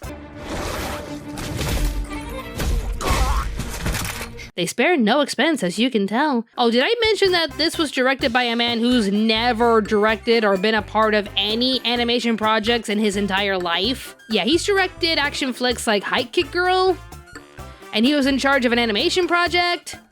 Do you understand the problem here? What could possibly go wrong? I mean, look. Just look. Look at it. Seriously, look at it! Look at it! Look at it! Look at it! I want all of you to look at it! Remind me again, when was this released? 2021. 2021. Disgusting. I mean, if the pandemic was going to impact your production, at least cancel it instead of releasing this shit. This is downright deplorable. Do you not see this monstrosity? How can you even release it? I mean, we have a series that has masterfully combined every form of animation under the sun in the amazing world of Gumball, and then there's this cheap-looking blight upon humanity. It only distracts us from the overall story, which is... Wait, what was X-Arms about again? Take them out. And then this... A boy dies by getting hit by Truck-kun, but instead of getting isekai'd, his brain gets transported into a device, which turns him into an X-Arms. Don't ask me what an X-Arm is, I just know it could be a good or bad thing. It's supposedly a weapon of mass destruction. They didn't really specify, but yeah, he can use his powers as an X-Arm to stop all sorts of crime with his new besties, I guess. I get it.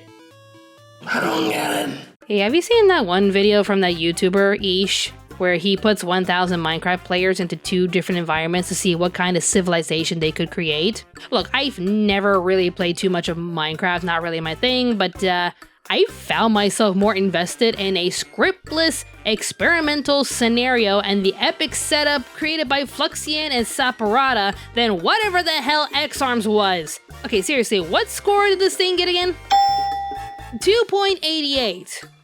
No, that's not low enough. This whole project is a gigantic corporate mess. And the worst part of it all, they ruined any chance for a decent adaptation for the mangakas who created this story. I mean, the overall reception of the X-Arms manga wasn't too bad, and the artwork is downright impressive, but its reputation has been forevermore tarnished thanks to Crunchyroll and their cheap decisions.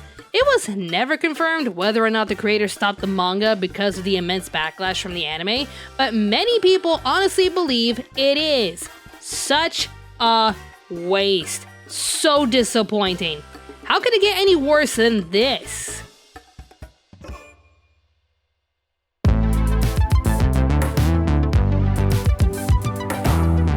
Well, apparently, with a score of 2.23, this one is somehow worse than X-Arms. Help me. Mars of Destruction is a short OVA special based off of a PlayStation 2 visual novel of the same name. You can pretty much guess that this was made to advertise the game itself, but while most other visual novels move on to success or live out in hilarious infamy, Mars of Destruction has the reputation of being both cheap and confusing. It shares the same quick setup as Psychic Wars by showing scenes and telling us what the plot is without getting to know the characters and why any of us should even care about this. To summarize, Mars of Destruction is about a group of teenagers fighting off powerful creatures called Ancients aiming to destroy humanity. There's a suit called Mars Suit that's fully capable of destroying these Ancients, but it can only be worn by capable individuals. Takeru Hinata is the one chosen to wear the suit, but despite his reluctance and resistance, his father forces him to wear the suit and fight. This sounds familiar. お前がマルスを着るんだ。嫌だよ。なんで俺が着なくちゃならないんだよ。 Get in the Ava, Takeru! That just came out of nowhere. So yeah, not only is this a rushed and cheap adaptation, this is also a complete ripoff. You seriously cannot convince me that this isn't a cheap copy of Neon Genesis Evangelion, but with less story and more teenage girls. Priorities. Even if this wasn't a cheap ripoff, this special is supposed to convince us to buy the game? You serious? Even if the plot is explained to us, I'm literally not interested because I literally don't care about any of these characters. I don't know any of them, but I'm supposed to know who they are and what they're doing. Not to mention, the animation is abysmal. I get that there's literally no animation when it comes to visual novels, but you call this an action scene?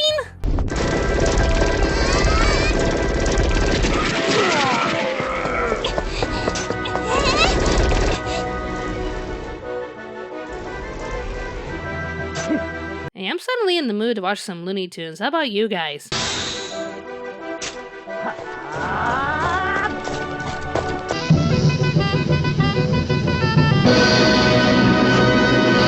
Okay, was this OVA special done so cheaply that they had to rely on royalty-free orchestrations as their background music? I'm not hating, but wow, did they want us to feel more cultured watching this dumpster fire with classical music in the background?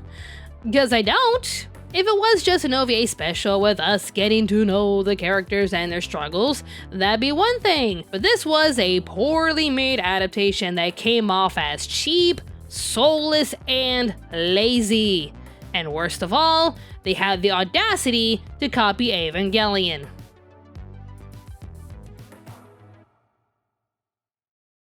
And now we have reached the pinnacle, the one title that has been labeled as the genuine worst anime of all time, with a low score of, oh Jesus, we actually went below 2. Ladies and gentlemen, I present to you the most infamous title of them all, Skelter Heaven. Oh my god! Okay, it's happening! And guess what? It's not only another product made to promote its own visual novel for the PlayStation 2, but it's from the same company that actually made Mars of Destruction. Oh goody!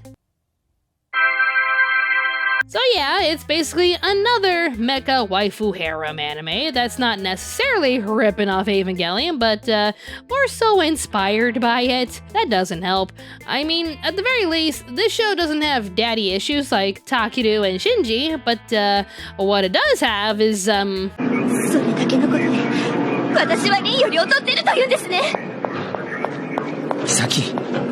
overly emotional love triangles.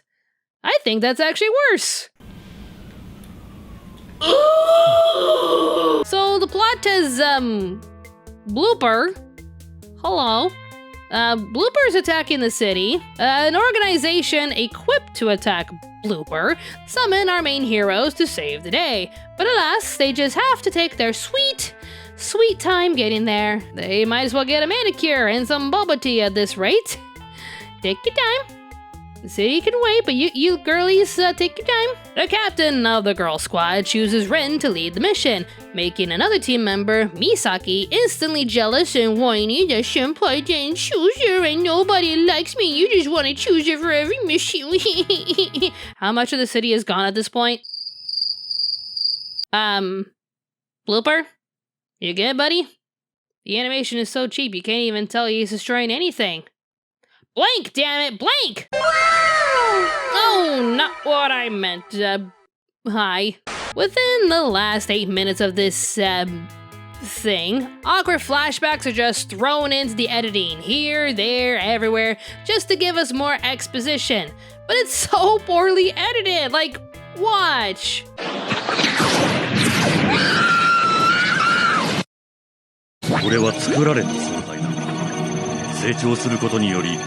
I didn't cut any of that. These exposition cuts are timed so poorly that, oh my god!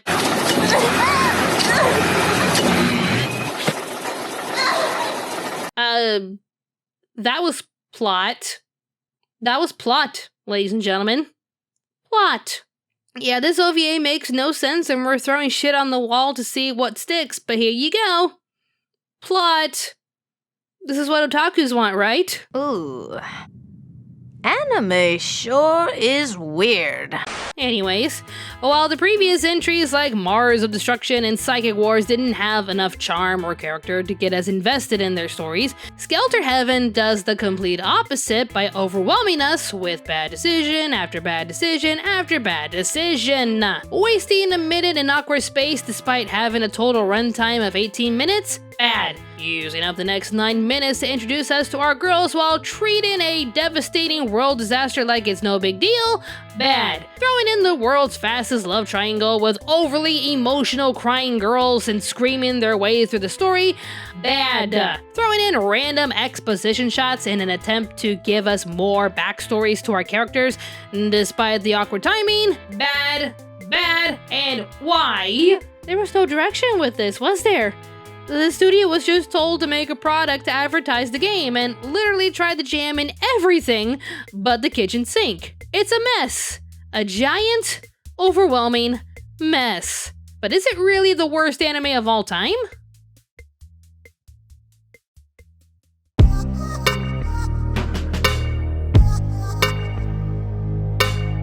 Overall, I could see where 4 out of 5 of these were going. Psychic Wars was a rushed movie on a budget that deserved more time and development. Nora could have honestly been an iconic heroine of her time, just like Honey Flash, if her studio was given a bigger budget. Mars of Destruction and Skelter Heaven were trying to advertise their games, but their productions were directed in the most awkward and cheapest way possible. They deserve low rankings as a warning to future productions as to what can happen if you try to be cheap with animation. But notice how I said 4 out of 5. Legitimately, my choice for the worst anime ever made now is without a doubt X-Arms. And I know many years ago when I used to do the anime awards, I put Yasuke over X-Arms as being the worst, considering how Netflix had 0 issues underpaying MAPPA Studio animators. But you know, I'm actually at a point where I'm now considering both to be the worst anime ever made. These were 2 titles handled by American companies, and they were directed differently, but in the worst ways possible. Both shows had terrible stories. Yasuke had decent animation, but at the cost of underpaying animators that are already struggling to make ends meet. X-Arms had horrible animation because their director, which again had 0 experience with animation, blew their entire budget on 3D modeling, voice acting, and motion capturing, literally relying on scraps to barely finish their show. I would honestly watch the other 4 shows again and again and again on a bad movie night watching or something and just had the freaking time of my life. Like seriously, these titles are so bad, they're hilarious at this point. X-Arms and Yasuke though, I will never ever touch again. They are both modern adaptations that have thousands upon thousands upon thousands of examples, including the other 4 titles, to know the do's and don'ts of animation. Yasuke and X-Arms have 0 excuses. They're both horribly, cheaply made products as the result of corporate mismanagement, and at a point in our lives where we've come a long way through the history of animation, it's downright inexcusable. And if you're gonna bring the pandemic into the argument, one could argue they should have just canceled both productions.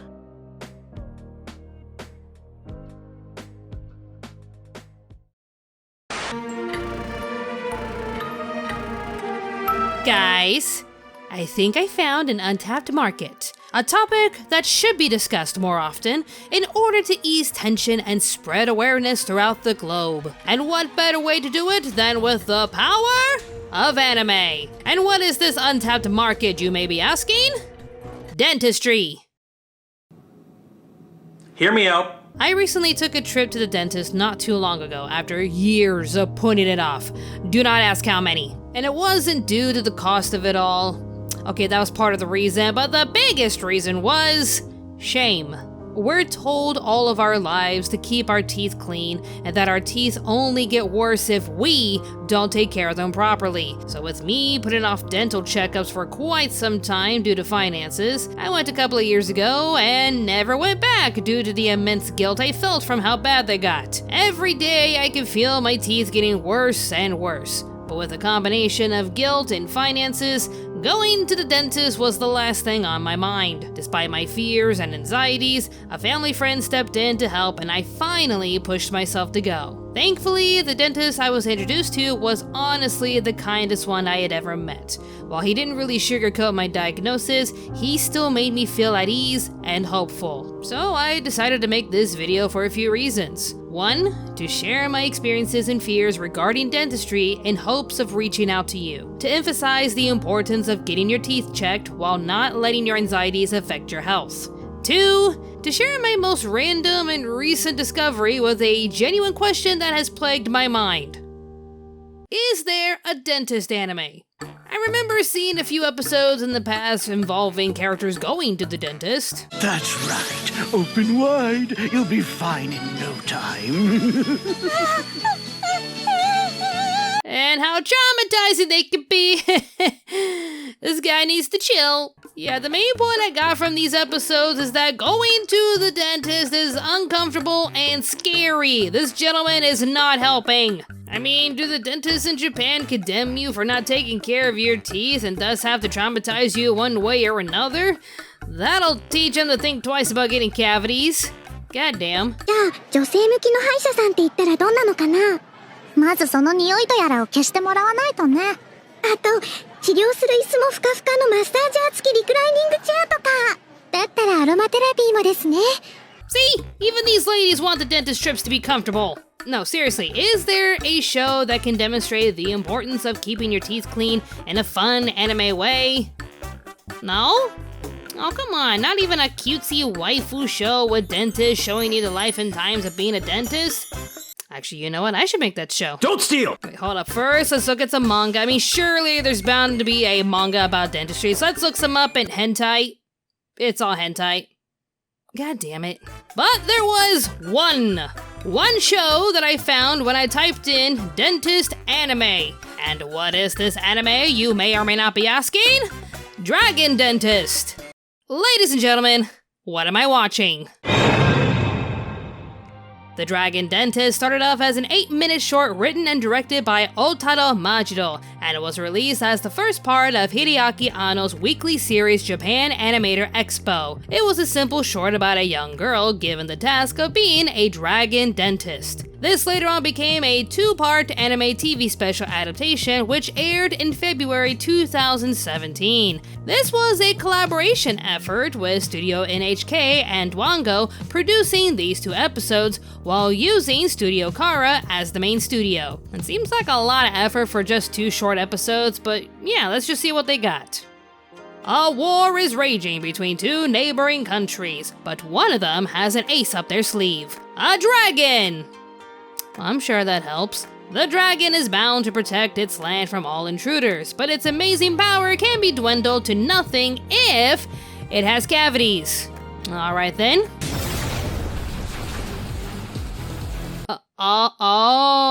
Those are cavities, right.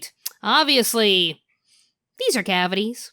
A small village is built on the dragon itself to house the elite dragon dentists. Chosen citizens granted the honorable task to keep the dragon's teeth clean. Nonoko Kishi is one of their more recent dentists chosen for this role and takes great pride in what she does, just like everyone else. It should be noted that every dentist had to pass some sort of trial that granted them this title, but that all changed when a random boy named Bell emerges from the dragon's teeth. The team decides to make the boy a dragon dentist right then and there, whether he likes it or not. So this is a very random idea about a girl working hard as a day-to-day dentist for a dragon. You know, I went into this adventure wanting to see if there was a dentist anime, and what did I get in the end? An existential fever dream. I don't know what I expected. So, to put this as simply as possible, Dragon Dentist is based deep in Buddhist ideology of integrity and morality. To be a dentist for the Great Dragon is a high honor that must be earned. So, the dragon gives you a trial. In order to earn your place in this welcoming community with great friends and food,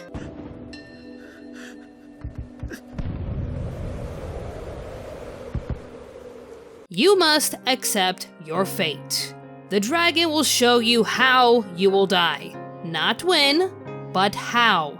If the individual accepts their fate with no hesitation, the dragon will bless them and give them an honorable job. But if you don't accept your fate and wish to resist it at all costs, the dragon will be displeased and dispose of you. It seems pretty harsh if all they want to do is say no to the job, but it all boils down to the dragon's method of integrity and morality.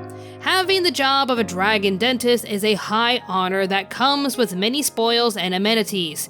You can live your life not having to worry about food or shelter, but you'd still need to give it your all despite knowing your fate. The thing is though, Belle did not go through the trial. So while everyone else seems content with their choices, Belle is hesitant and questioning how they can live their lives knowing they'll die.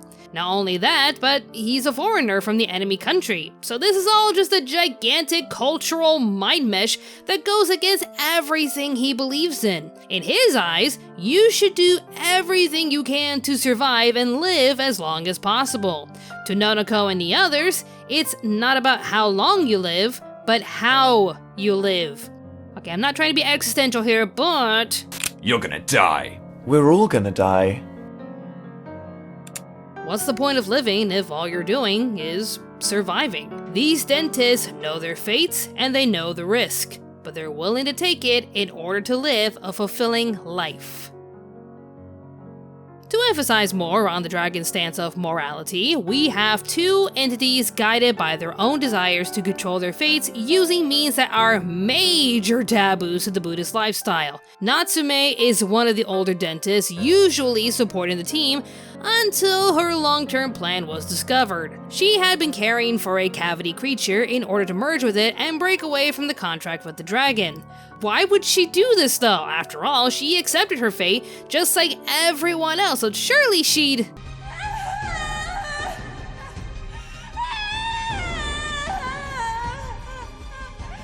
Okay, well, it turns out she didn't like the idea of watching her boyfriend die. It's a crazy thought, I know. This sudden event made her rethink her place as a dragon dentist, pushing her to defy her fate and create a new path that could set her free, and possibly use the dragon's power to get her boyfriend back. But alas, her selfishness impacts her old team and the dragon's well-being.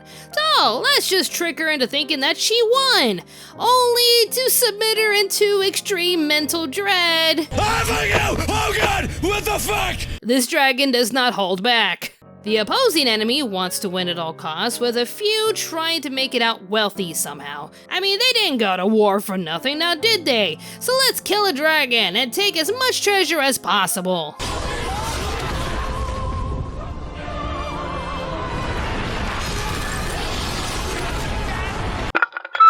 This dragon does not hold back. Damn. Overall, I didn't know what to expect from a show called Dragon Dentist, but I was pretty impressed in the end. The characters are lively. Okay, when did Isaac become a dentist? Huh? Where's Miria? Okay, anyways, characters are lively, the animation is incredible, and the overall story is pretty interesting. Sure, it's a bit existential, but it's an intriguing topic that makes you think. Would you live your life to the fullest knowing full well how you're going to die? Or are you going to try to defy fate and live for the sake of surviving? All of this from a random show about being a dragon dentist. If you want to watch it for yourself, you can watch both episodes on Crunchyroll in Denmark. It's also available on Apple TV in Jamaica. Streaming services are bullshit. As for the dub, it's actually pretty good with a neat cast. He came out of the dragon's teeth, didn't he? So as far as I'm concerned, that makes him a dragon dentist. Curry Daddy! Jameson Price. Curry Daddy. This was a very random find, but I honestly recommend it for all of you to try. If you're in the mood for a show about dragon dentists with a story full of moral integrity and questioning fate, then you should definitely check out Dragon Dentist.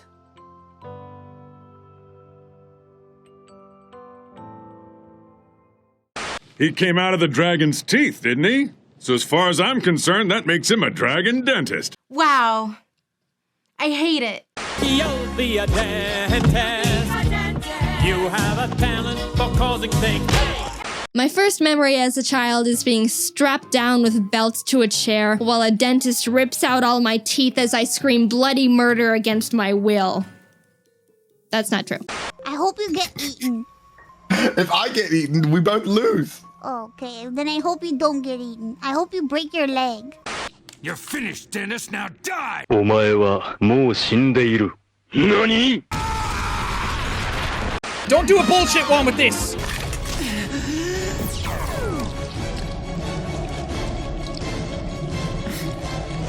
She did a bullshit one! We make holes in teeth! We make holes in teeth! How can you all celebrate at a time like this? This is the way. This is the way. This is the way. What do you think's wrong with my brain, Doctor? How should I know? I'm a dentist. I am swiftly regretting every life choice I have ever made. We're gonna test our morality. I'm gonna get exposed. Exposed in what way? My morals. Dr. Yakko's the most gentle dentist in the whole wide world. It's just a drill that hurts. I've only had Arlo for a day and a half. But if anything happened to him, I would kill everyone in this room and then myself. Why are we still here? Just to suffer? I know you probably hear this all the time from your food, but you must bleach or something, because that is one dazzling smile you got there. And do I detect a hint of minty freshness? Are you having an emotional breakdown right now? Oh, do you have the big sad? Oh. But why is it that you aren't trying harder to live? I don't want to survive! I want to live!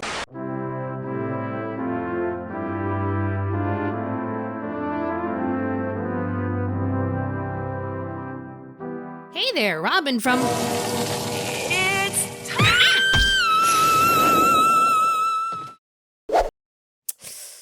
Ow. Christmas is here yet again. A time for peace, family, and an endless supply of Christmas movies. Most families who celebrate Christmas usually have that one holiday special they just have to watch in order to get into the spirit. Elf, The Grinch, A Charlie Brown Christmas, A Muppet Christmas Carol, even Nightmare Before Christmas. Hell, some people actually participate in the Hallmark Christmas movie drinking game. The joke is they're all the same. Please don't do this to your liver. For the most part, these films all have one theme in common: to bring the joy and wonder of Christmas back into the hearts of everyone around them. To remember the true meaning of Christmas with friends and family embracing one another in peace, happiness, and love. Yeah, try spreading that message to a couple of characters who have literally hit rock bottom. Merry Christmas. Tokyo Godfathers is one of the most acclaimed films directed by one of the most famous directors in recent history, Satoshi Kon. This really shouldn't be a surprise though, as everything the man touches is gold. Perfect Blue, The Millennium Actress, Paprika, Satoshi Kon knew how to create innovative and thought-provoking films no one else could even comprehend. With this film, Satoshi Kon was inspired by the 1948 American film Three Godfathers, which is surprisingly a loose retelling of We three kings of Orient are, bearing gifts we traverse afar, field and fountain, moor and mountain, following yonder star. Oh, Jesus, you're kidding me. Pun intended. People praise this as one of the best Christmas films of all time. Maybe we should see what all the hype's all about.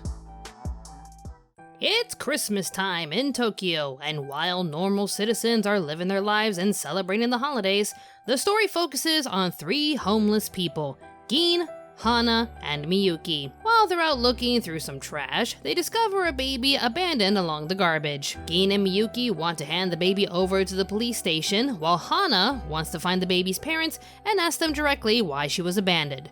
So our homeless heroes set forth following one clue after another to locate the baby's parents. So why is this story a Christmas classic? Unlike most other Christmas films, Tokyo Godfather takes a more grounded approach. It's gritty, melancholic, and abrasive. 3 elements that don't necessarily relate to Christmas, unless we're talking about Die Hard. Even on this journey to find the baby's parents, the 3 of them are constantly bickering with one another while clashing over each other's beliefs and ideals, even going as far as to bring up uncomfortable truths. There's pain, regret, anguish, depression, and a cold reminder that reality doesn't care that it's Christmas. They're homeless, suffering in the cold, struggling to find food and money, and being subjected to all sorts of cruelty. And yet, in this tragic comedy highlighting the dark, seedy underbelly of reality, this abstract approach to a Christmas story still has the makings of a true holiday classic. And it's all thanks to these 3 amazing characters. So, why are these 3 homeless, and what does that have to do with the story? Well, it's Christmas. Christmas is usually a time to be with your families. So, what happened to theirs? Miyuki is a teenage runaway claiming she could return home whenever she wants, but is also afraid of confronting her father. Did she get into some sort of heated argument and she's just too prideful to return home? How could you do this to me? Why? Please, God, please, God. This is your fault! You never listen to me! You don't give a crap about anyone but yourself! Or did she just literally stab her father? Why would you do that? Wait, she stabbed him because he got rid of her cat? Okay, yeah, that checks out. Miyuki is seen throughout the movie coming to terms with her actions. She practically gave up a comfortable lifestyle just because she and her dad couldn't see eye to eye, which ultimately resulted in her having an emotional breakdown and a violent reaction. Is she just scared to face the consequences of her actions? Miyuki? Miyuki, is that you? Are you okay? I mean, it seems like he's worried about her. But does it matter? Parents are supposed to care and protect their children, while also raising them to become decent members of society. Perhaps she couldn't fit the mold her overbearing father had in mind, thus resorting to violence and running away when he got rid of the one source of happiness she had. So, should she go back and try to mend things with her family? Or should she stay with her new family? At the very least, they look after her and they treat her as their own. I'm so glad to see that you're safe too. Gin is your typical deadbeat father type running away from his problems. In order to take care of his family, he resorted to gambling and following get-rich-quick schemes. When he accumulated a lot of debt, however, he resorted to just running away, leaving his wife and daughter behind. Now he's just a hobo drinking his problems away and just generally being a grouchy old man. He's also been lying to the others about his family being dead just to avoid the truth. Finding this little baby brings back painful memories of him taking care of his own child, thus creating a wave of regret fueling his sorrow and rage. He's a failure of a man, but wants to do what's right for the baby to make up for his past mistakes. Yeah, I'm a deadbeat. Still, I'm her father, and I can't help but want to do something nice for her just once. Even a little thing would feel good. The most painful part of his journey was confronting the man whom he thought was the baby's father. He demanded to know about why he and his wife would ever abandon such a precious life. I'm getting my life back on track. Here, check this out. I won 100,000 yen in the lottery. Can you believe it? My luck's already turning. I know a guy who's exactly like you. Only to see a reflection of his old self. It's a vicious, terrible cycle of foolish men trying to get rich quick, hurting everyone around them. Hana is a transgendered woman who was abandoned as a baby to the city's fostering system. She found a family with another trans woman running a drag bar, and she grew up to be one of its rising stars. But since she got into a heated fight with a heckler, Old I'll take, but no one calls me a fairy! low-key, he deserved that. She ran away with her lover and never returned to the bar. And at first, things were working out for her until... So Ken died, did he? He slipped on a bar of soap in the bathroom. No.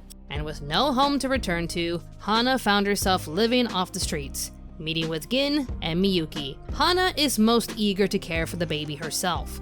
While the scenario was played off more as a joke because she dreamed of having her own child. If the Virgin Mary got pregnant, that same miracle might happen to someone like me and land a baby right here. You never know. She gets really attached to the baby for a very specific reason. It's just, I don't want her to go from one foster home to another without ever feeling truly loved.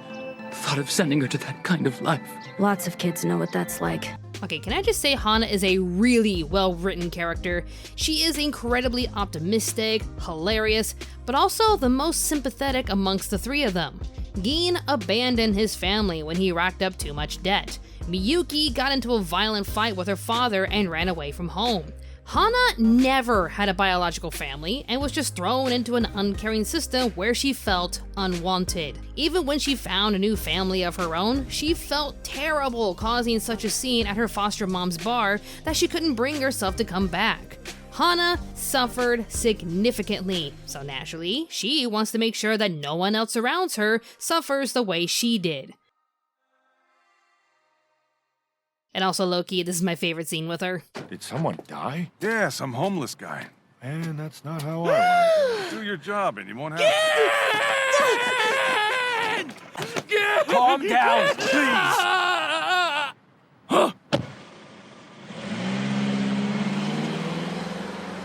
It's a dark joke, but it's comedy gold. So with our three heroes coming together on the streets, we bring this random reimagining of the Three Wise Men story with a little baby girl, Jesus. This little bundle of joy puts these three through a random adventure to find her parents, only to bring various coincidences their way, aka miracles. Finding a spiritual offering with milk and diapers? Miracle. Hana nearly falling to her death only to get incredibly lucky? Miracle. A random asshole pulls them outside for a fight and... It's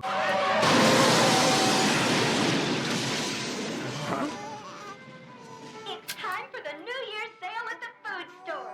Now that's a miracle baby right there. How the hell did you do that? That's just timing right there. But the miraculous coincidences don't stop there. When Gin gets beaten up by a bunch of teenage assholes, a random angel... What is your desire? My magic? Or an ambulance? Ambulance, please. What? How rude! Okay. A random angel takes Gin to their bar, and guess what? It's the drag bar Hana's mom runs. This encounter allows Hana to fully apologize to her mom, only for the both of them to clear the air and reconcile. Just remember, you're welcome back anytime. Thank you, Mother. I won't forget. Shortly after this random car crash, Hana passes out and needs to be taken to the local hospital. The nurse helping the three with their medical bill just happens to be... Kyoko? Huh? Dad? Okay. Wow.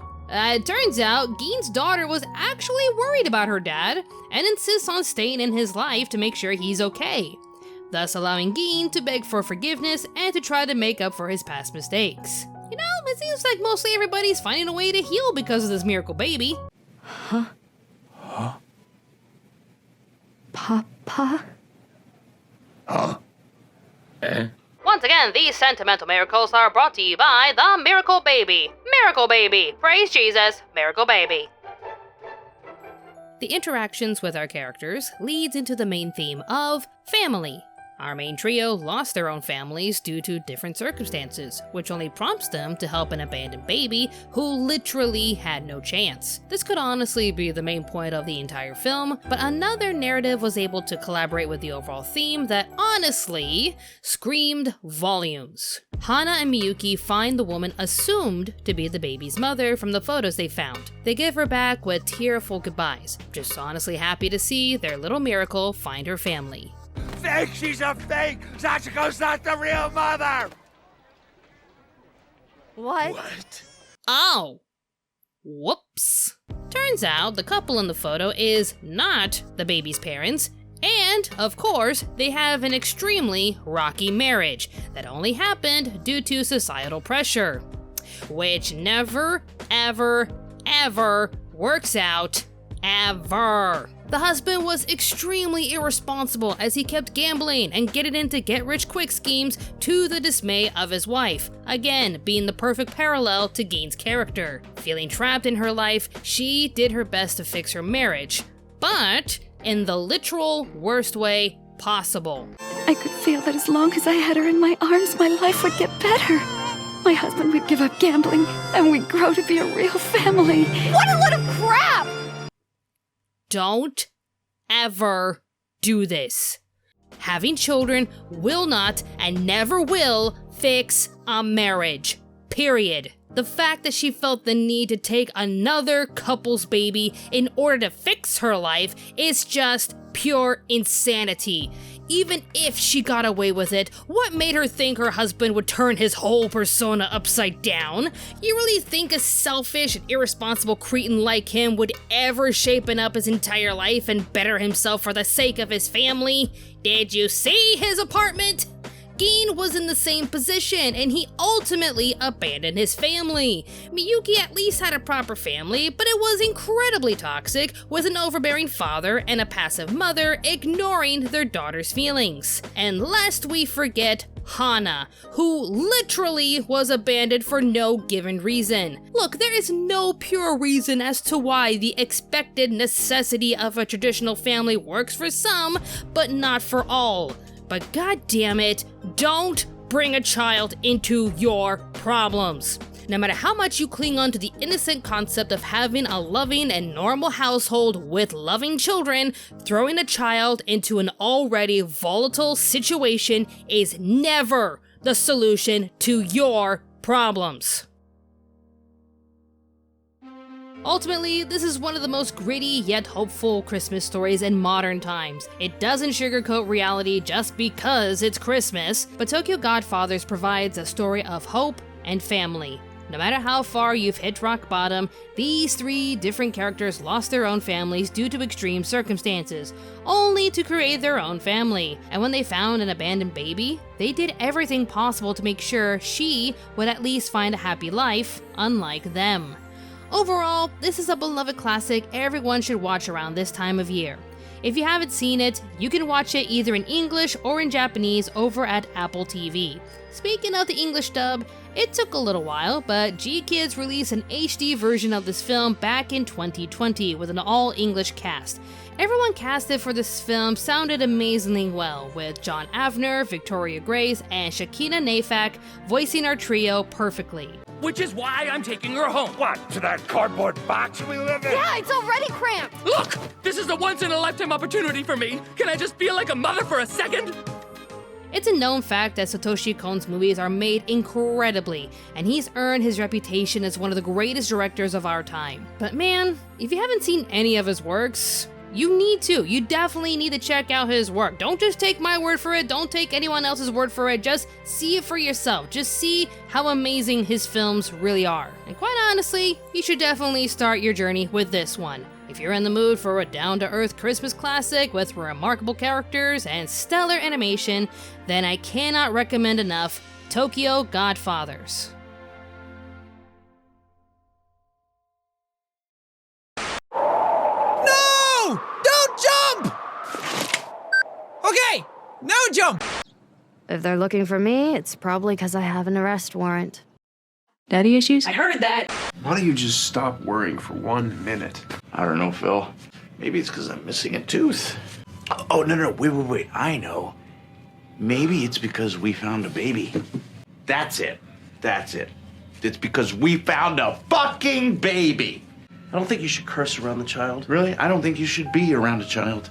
Are you Jesus Christ? No. Oh my God, you are! You're Jesus Christ! No, I'm not. That's because Jesus Christ is my network engineer. I want to ride my bicycle, bicycle, bicycle. Burn the baby!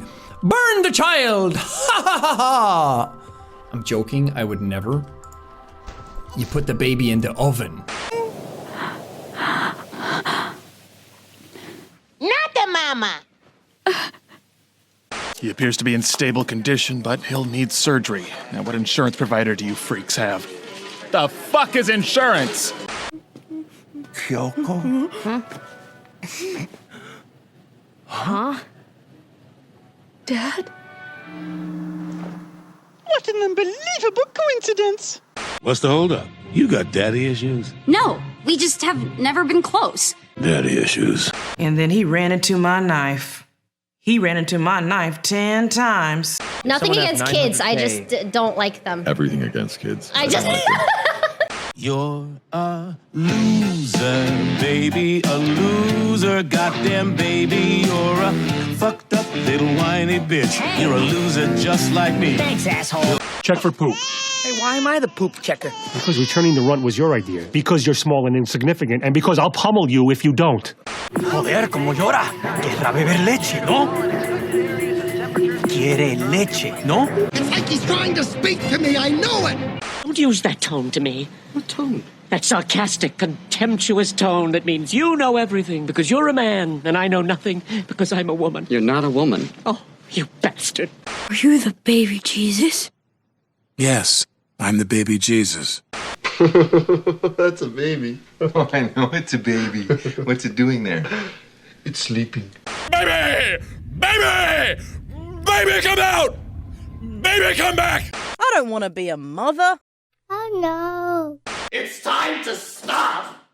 It's time to stop, okay? No more. Where the fuck are your parents?